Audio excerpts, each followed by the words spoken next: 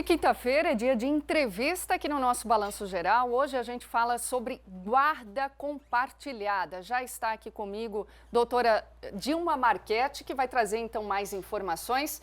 Fiz uma lista, hein? Tem várias perguntas que a gente recebeu da comunidade. A primeira delas, doutora Dilma, é a seguinte: em caso de divórcio, como que funciona hoje a guarda compartilhada? Há uma estimativa, assim, os filhos ficam tantos dias com o pai, tantos dias com a mãe. Como que funciona isso hoje em dia? Uma boa tarde. Boa tarde. Boa tarde a todos os nossos telespectadores, boa tarde, Danúbia, né? Realmente, toda a questão que envolve filhos num divórcio é o que tem de mais difícil de se resolver, né? Com a guarda compartilhada, isso praticamente, de certa forma, apaziguou um pouco o coração dos pais, né?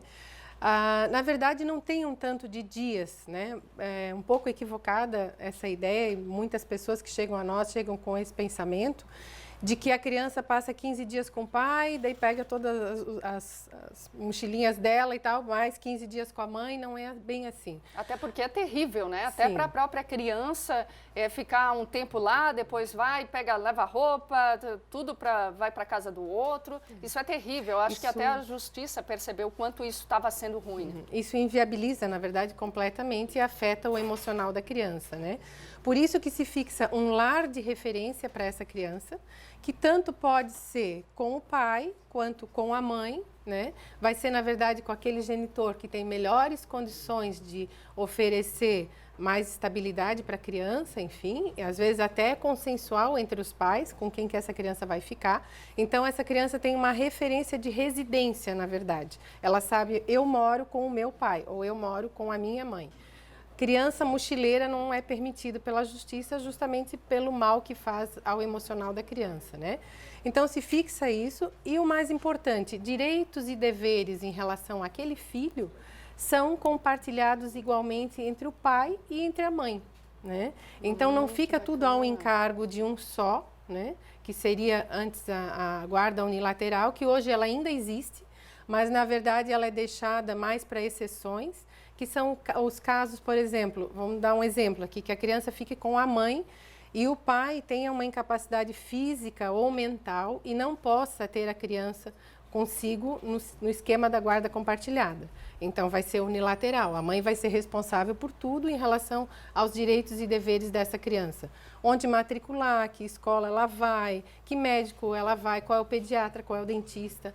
Na compartilhada, todas essas responsabilidades são divididas igualmente. E o casal vai conversar qual vai ser o pediatra, onde nós vamos fazer o tratamento odontológico, que colégio vai estudar, quais são as atividades extracurriculares que vai fazer, né? Isso tudo é dividido. E aí, se numa situação dessa não há um consenso entre eles? Não quero levar no médico tal, como a guarda é compartilhada, quem que vai ter o poder de decidir aí? Na verdade, assim, sempre a guarda compartilhada funciona bem, muito bem, quando os pais têm um mínimo de diálogo, tem que haver, né? Quando acontece, por exemplo, de ser fixada pelo judiciário, porque hoje ela é fixada primordialmente como compartilhada, né? Se esperando que os pais consigam ter um consenso e consigam agir dessa forma com a criança, que é o melhor para o filho, né?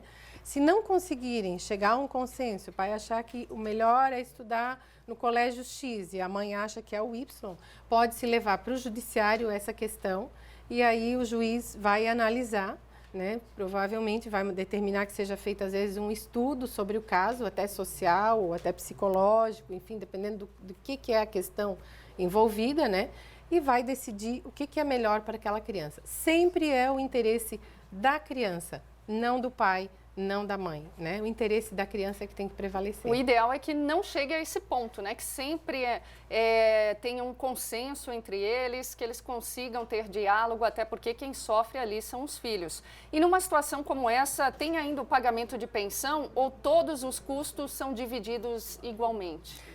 Normalmente, a regra é o pagamento da pensão, tá? Porque aquele guardião que tem o lar de referência ainda é o que vai levar a criança, às vezes, para comprar as roupas, enfim, vai estar mais tempo com aquela criança e ele vai receber esse pensionamento que é para o filho, né? e vai administrar esse dinheiro da melhor forma, né?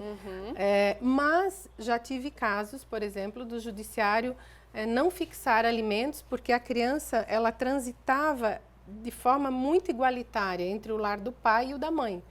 E aí os próprios pais, numa audiência de conciliação, combinaram ali, não vai ter alimentos porque realmente está igual, né? Então, nesse caso, não teve, mas são exceções. Para a gente finalizar rapidamente, com relação a bichinhos de estimação, também a guarda é compartilhada, né? Sim, é o que acontece, né? Os animais de estimação hoje fazem parte da vida das famílias, né? Não são mais móveis, não são mais coisas, né? E com isso também está sendo levado para o judiciário o direito do outro que saiu de casa, por exemplo, né, o marido, a mulher que saíram, de ter na sua companhia o animal de estimação. E a gente está levando para o judiciário essa questão e estabelecendo em acordo, né, ou até mesmo quando não tem acordo, daí o juiz vai ter que sentenciar, como vai se dar essa divisão do compartilhamento do tempo com o animal, né, essa convivência com o animalzinho de estimação. Quem também vai pagar as despesas do pet, né? Tudo dividido, Tudo né? dividido, exatamente. Então tá certo. Doutora, muito obrigada pela entrevista, pelas informações. Seja sempre bem-vinda aqui no nosso BG. Eu que agradeço, estamos sempre à disposição e sempre lembrando, né, que havendo dúvidas pode se procurar os advogados, o judiciário, que está aí para orientar todas as partes e as famílias quando tem esse tipo de conflito. Tá certo. Muito obrigada.